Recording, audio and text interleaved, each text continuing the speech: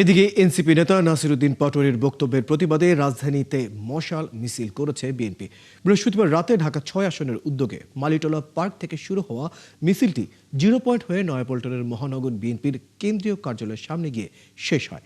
মিছিলের নেতৃত্ব দেন ঢাকা ৬ আসনের সংসদ সদস্য ও মুক্তিযুদ্ধ বিষয়ক প্রতিমন্ত্রী ইশরাক হোসেন।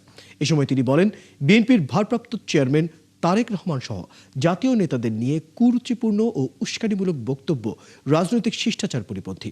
তিনি বলেন, রাজনৈতিক মতপার্থক্য থাকতে পারে, কিন্তু ব্যক্তিগত আক্রমণ ও অশালীন ভাষা কখনো গ্রহণযোগ্য নয়। রাজনৈতিক প্রতিপক্ষের প্রতি সম্মান দেখিয়ে গণতান্ত্রিক পরিবেশ বজায় রাখার আহ্বান জানান তিনি।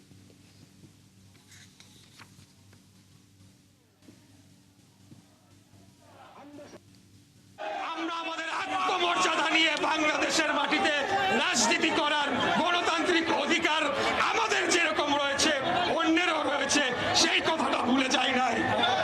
আমরা আমাদের বাক স্বাধীনতার কথা ভুলে যাই নাই, কিন্তু বাক স্বাধীনতার অজুহাতে আরেকজনের